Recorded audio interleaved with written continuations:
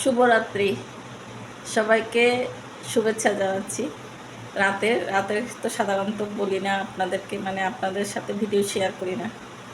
তো আমাকে তো ডাক্তারে তেল ঝাল তারপরে রিচ ফুড খেতে মানা করছে, কিন্তু এই জিব্বাটা কি মানায় বলেন তো? আমি তো এমনিও রিচ ফুড খাওয়ার মানুষ, কিন্তু আমাকে দীর্ঘ 6 মাস ধরে আমি রিচ ফুড খাই না।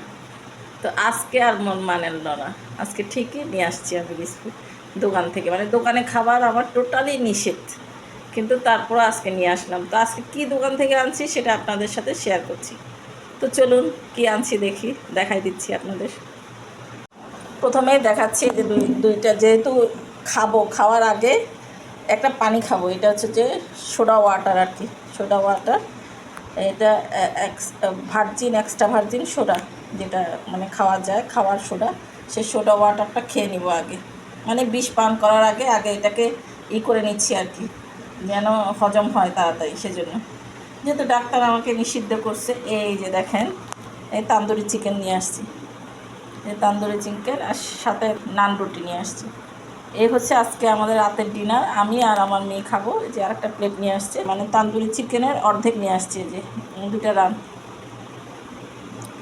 তো অনেক দিন পরে খাবো, তো আমার জিহ্বায়ও পানি চলে আসতেছে। তো আজকে রাত্রে খাবারটা কেমন লাগলো, আর কারা কারা আমার মতো এরকম বিস্কুট খাইতে পছন্দ করেন কিন্তু ডাক্তারের কারণে খাইতে পারতেছেন না? একদিন খান, কোনো সমস্যা হবে না। একদিন খাইলে আল্লাহ এটা গুনাহ মাফ করে দিবে। তো ভালো থাকেন, সুস্থ থাকেন। আবার সবাইকে গুড নাইট জানিয়ে আজকের মতো এখানেই শেষ করছি। দেখা হবে আপনাদের আবার আগামীকাল নতুন কোনো ব্লগ নিয়ে। আর ভালো লাগলে লাইক শেয়ার করবেন, আর কমেন্টস করতে ভুলবেন না। আর পাশে ফলো বাটন চাপ দিয়ে দিবেন। আর যদি ইউটিউব চ্যানেল থেকে দেখে থাকেন তাহলে একটা সাবস্ক্রাইব করে দিন। ধন্যবাদ সবাইকে।